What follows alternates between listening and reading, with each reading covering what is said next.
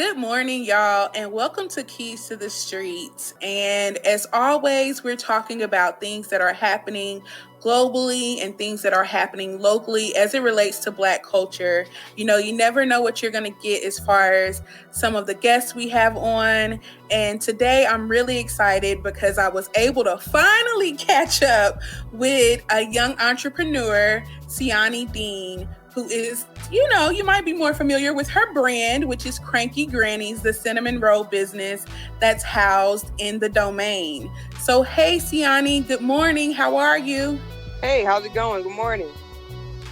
Thank you so much for making the time or taking the time to speak with me today and just, talk about your journey as a business owner. So I'm going to let you, introduce yourself, tell us a little bit about you and what brought you to Austin. So, as you already said, my name is Sianni Dean. I'm 23 years old. I'm the owner of Cranky Granny Sweet Rolls.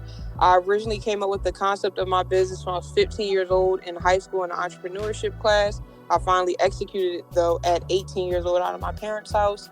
Left out of my parents' house, was doing it out of an apartment for a while.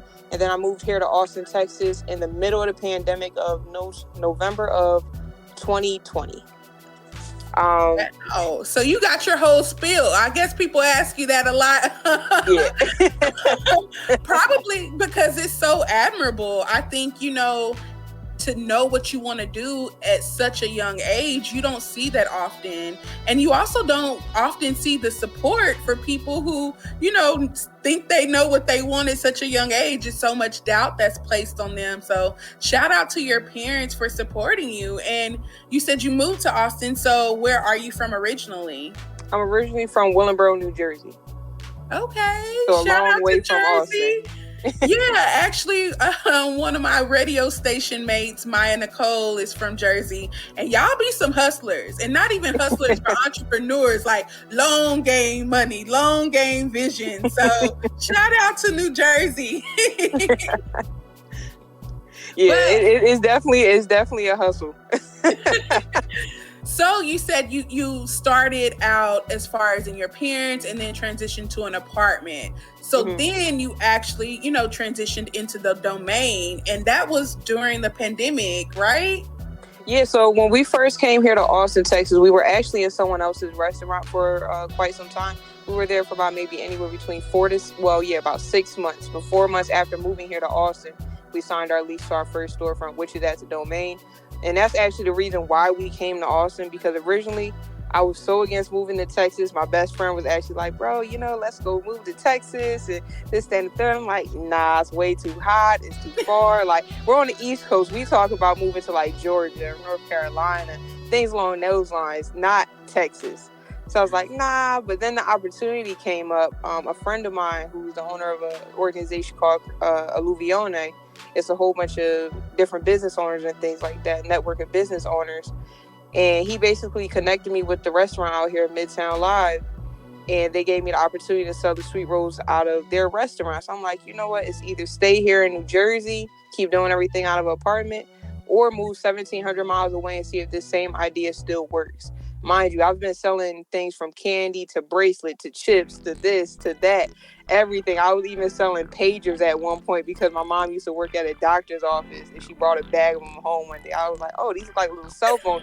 I'm going to sell them for $3 at school.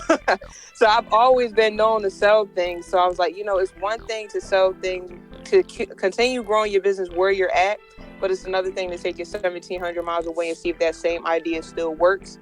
I don't have any kids. I wasn't in college or anything like that. So I didn't have any major responsibilities or anything to really hold me down, to keep me in Jersey, other than, of course, being close to the family. So I was like, you know what? I'm going to just take that risk and go.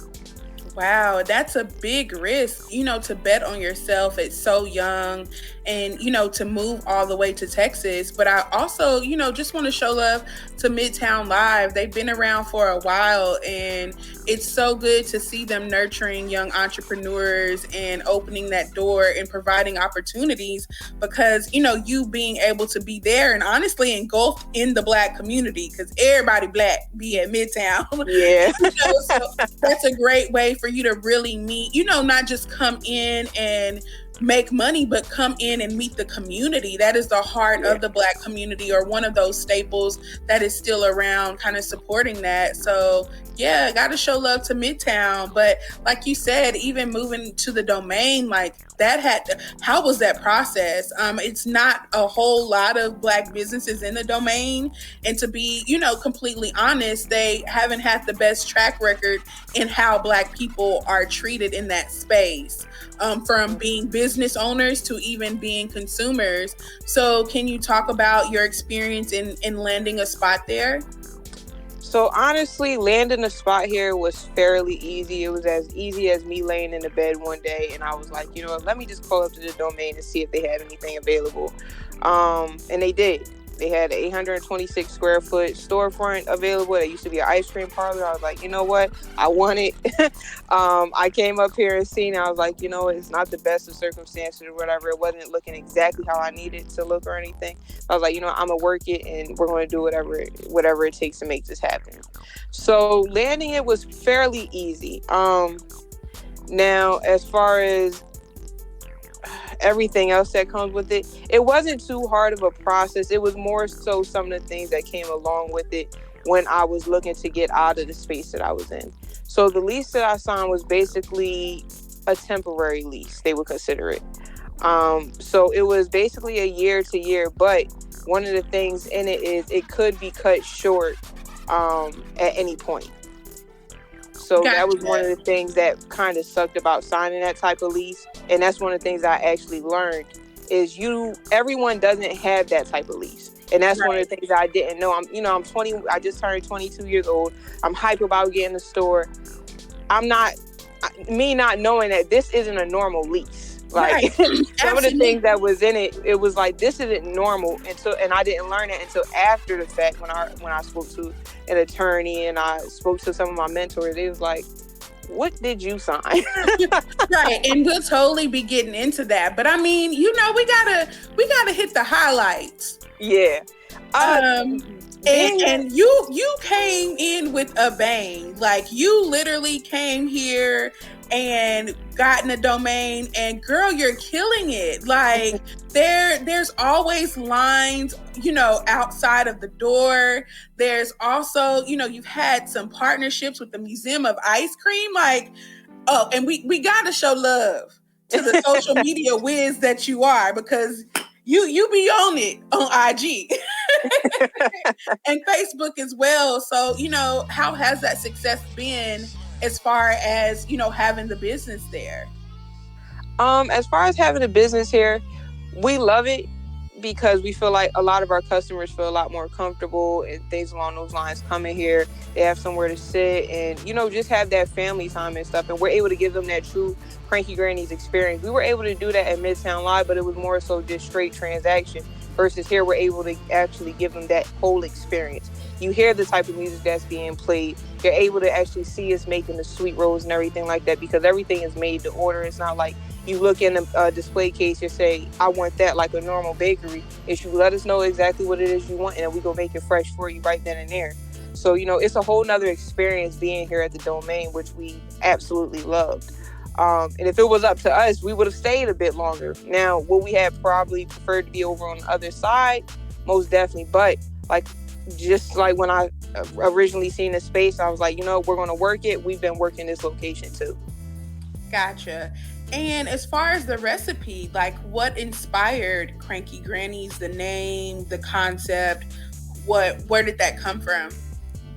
So Cranky Granny Sweet Roll is actually a collaboration of two different names. I came up with one name, and while I was in the entrepreneurship class, the instructor came up with a name, and we kind of put those two names together. And then I was looking at the name, I was like, you know what? It would be really dope if I put my granny as a logo. I was like, my granny is gorgeous. And I'm like, I remember all the different times we would go over there and she would be making pound cake, or she'd be making oxtails, or she may be making any type of things. We would always go over there for family occasions. I'm like, I want to be able to extend it into other people's families as well. So Granny is the inspiration behind Cranky Granny Sweet Rolls. And a lot of people ask, well, why is that the name? Was she cranky? Granny is literally the sweetest woman you'll ever meet. But Granny does like to cuss a lot. So I think that's where the crazy part is coming from. a cussing granny. Like, I mean, come on now. Like, Right, cussing granny sweet rolls. It couldn't be cussing granny, so cranky granny is the next best thing. I did Right.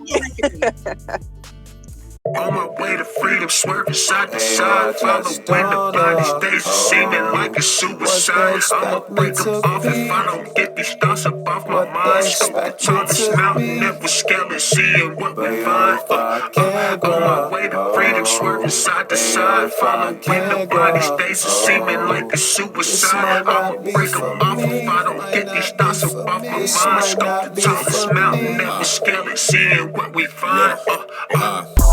Been the wheel just like a sailor for direction. I start to think about the people of the world in question. Their motives and the motives, where we go just where we're destined.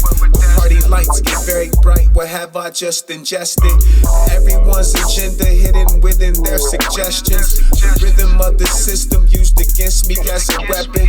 Don't tell me that it's for me and to treat it like a blessing. And do the knowledge like a spiral down the field for me to catch it. But yo, check it, I never mean to come off reckless. Usually I'm more protective with these thoughts that keep me stressing. But my brethren, the truth to ease your mind like some Excedrin. Busted through it like I'm Edrin. First and goal inside the 7. Side to side, follow when the body stays seeming like a suicide. I'ma break them off if I don't get these thoughts up off my mind. Tallest mountain, never scaling, seeing what we find. On my way to freedom, swerving side to side, follow when the body stays seeming like a suicide. I'ma break them off if I don't get these thoughts up off my mind. Scope the tallest mountain, never scaling, seeing what we find. Hey, man, I can only be me. Good vibes only too, homie. Man, I'm cool as can be. Caught jet lag from crossing country, ended up in Cali. I checked my bag, I got that gas, I swag, surf by the sea. Twist one up for those who love it, those who hate it on me. Back, I need some feed, it's gon' be about 50, please. Close my eyes and pray that I don't change when I see them C's. Cause on my soul already know they all would do it to me. Bitter truth, they look at you like, why you say that? I done been around and overlooked, needle in haystack. Lost a grip of friendships that I used to have from way back. All because them boys love where they lay at, I don't play that. Way to freedom, swerving side to side, follow when the body stays seeming like a suicide. I'ma break them off if I don't get these thoughts up off my mind. Tallest mountain, never scaling, seeing what we find. On my way to freedom, swerving side to side, follow when the body stays seeming like a suicide.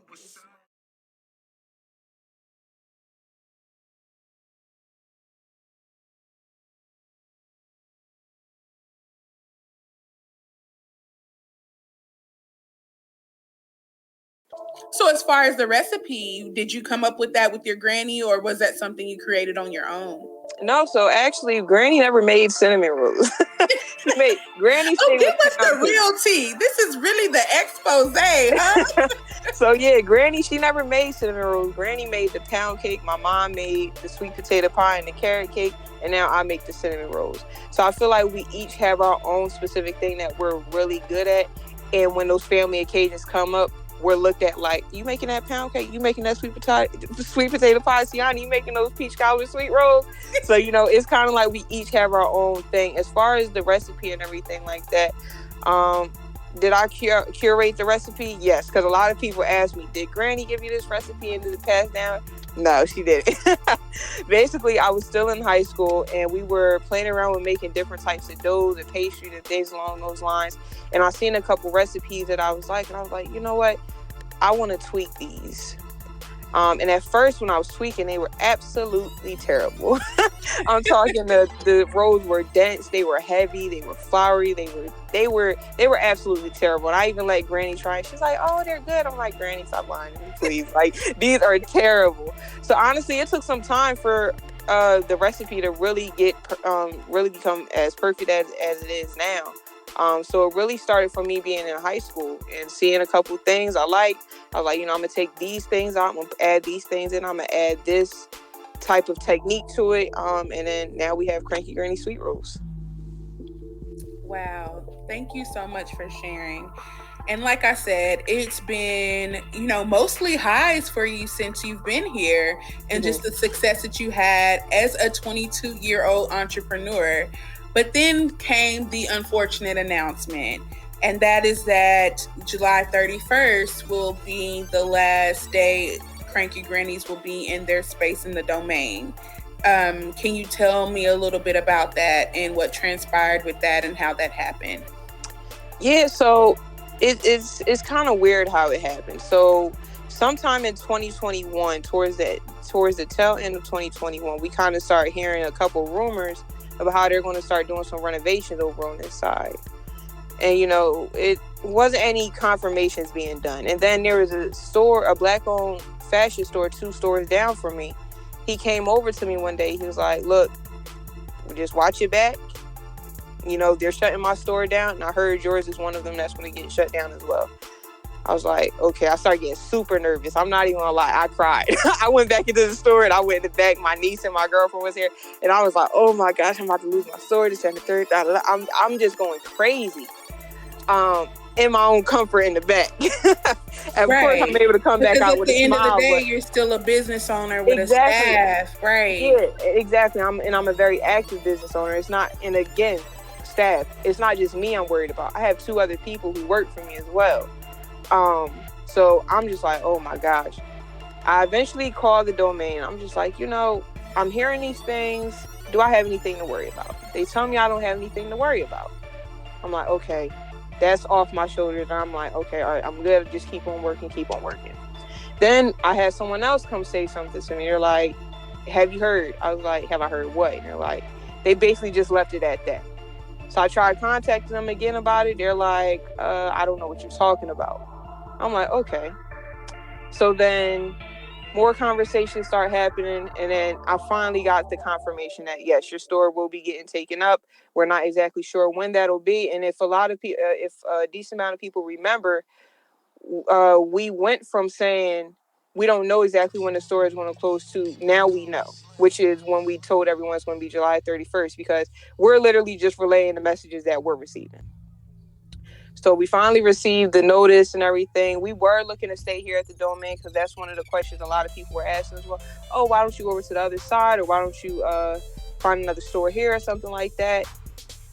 They're not necessarily giving us that opportunity. We've been trying to get into another storefront since the very beginning. We made it very vocal that we wanted to stay here at the domain. We liked it, and we wanted to probably get a storefront on the other side where there's a lot more foot traffic and things of that nature. We've been receiving, there is nothing available, even though we've seen new stores pop up. And then even stores that are like right across from us, we were checking on for a while, was receiving notices that, hey, it's not available, but then telling someone else I know that it is available. So I'm like, we served our time here. We're just trying to look at it from the most positive point of view is, you know what, we did what we were supposed to do while we were here. We were able to target a whole nother demographic that we weren't while we were over at Midtown Live. And you made a great point.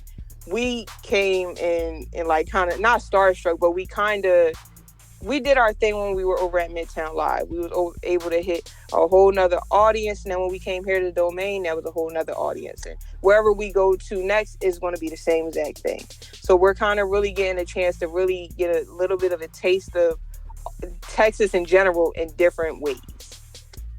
Gotcha. And that's just so unfortunate, to hear that.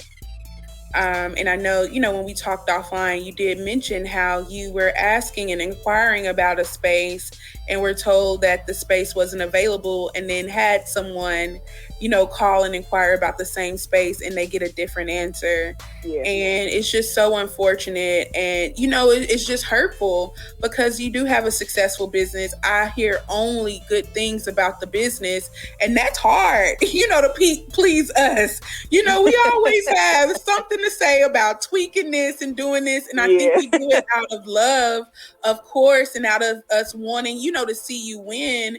But for someone to be so young and win all across the board and have the support of their own community and to get faced with that, it's just really unfortunate. But I just say hats off to you being a business owner, being professional about it. And it seems like you don't really take no for an answer and haven't since you were 15. Nah. So I think we absolutely, support you and wish the absolute best for you. But I would like to ask, like, what are your plans for the future? And, how can the community offer support for you in this time? Like, what do you plan to do in the meantime? As far as the future, we're basically still in our, not what are we going to do, but we're going to be taking part in like different farmers markets, pop-up shops, vendor events. Honestly, I want to go on a whole Cranky Granny Sweet Road tour across Texas. Like, I really, really want to do that. I want to go to Houston, Dallas, San Antonio, of course, more places here in Austin while we're not in the store. Because one of the things is, and what some people don't realize, because people look, oh, you have your own store, you can shut down whenever you want. It doesn't work like that. Whether it was a temporary lease or not, you can't just shut your store whenever you feel like it and you think things are just going to be fine. Because not only from a lease perspective, but also from a consistency perspective as well, because your customers are expecting you to be there. With us being out of the store and not having all that responsibility on being there every single day, we could kind of move around a little bit more now and be able to partake in some of those different festivals and things like that we weren't really able to while at the store, being that I only had 2 or 3 people working for me, only one at one point as well. So we'll be taking advantage of doing different pop-ups, vendor events across Texas. As far as how you guys can support us and everything, really just coming out and supporting us until the 31st, coming out. Of course, the more people that you bring, $5 comes off. So if you're bringing 2, $24.99, $34.99, list goes on and on as far as how many people you bring. We're also doing the Founding Members Program again, where we're raising funds to go towards our next storefront or food truck. And that comes with different perks, from discount codes to being a part of our private community. Well, thank you so much, Sianni. And if y'all missed out, I know she was going in and out. She tends to be very, very busy, but they are having a going away event on July 31st. So y'all can come out and support that way. But I'm still excited for you. I'm so excited that, you're positive about this, because, maybe had it been any other business, it may not have been that way. It may, they may not have had these options or even known of these options. And having a background in business and marketing, it is remarkable to hear you talk, to see how you pivot on the dime. Like, anybody else would be like, dang, I just lost my business. I lost my space. But you're like, oh, no, this sounds like a tour time. Like, and that's so innovative. And you have to be able, like, coming out of a pandemic, one we're still in, people had to be able to switch their business. And I think that was a life or death situation as far as businesses, and not everybody could do that. So your optimism is remarkable. And I don't know, I'm just so excited for you. I think there's so many farmers markets that you can get involved in. And you keep your ears to the street. So you be knowing what's going on, you know where to be. And that's just amazing. And I definitely, support the tour, because girl, you're going to have people traveling. Like, I already see people doing a little IG reels about visiting. And I'm like, I'm so excited for her. Like, to have met you, I think now is a little over a year ago, and just see your progress in that time. Like, I just, am an avid supporter, and I wish you the absolute best. So again, y'all, July 31st, y'all can come and check out, the team and meet everyone, taste some of the cinnamon rolls. And where can they get those tickets if they're interested? So you guys can just visit crankygrannies.com. crankygrannies.com. And if you haven't already seen Cranky Grannies on Facebook or IG, you can find them by that same name. So again, any last words, Sianni? Again, thank you for coming on. Thank you for your time. And I just can't wait for what the future holds for Cranky Grannies. Look, all I have to say is this is not the end for Cranky Granny Sweet Roll. Since I was 15, I was saying that we're going to franchise, have at least 50 locations. So look, this is just a setback for a major comeback. I definitely appreciate you guys for everyone who has supported us or will support us in the future.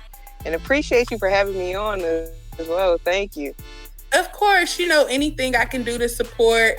And I don't, like I said, if y'all missed that, she said she's interested in franchising.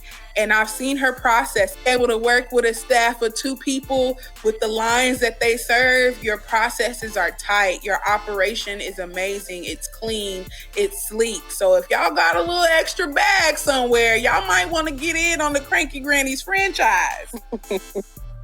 Anyways, thank you so much, Sianni. You have a great day. Thank y'all for tuning in to Keys to the Streets. Y'all have a great morning.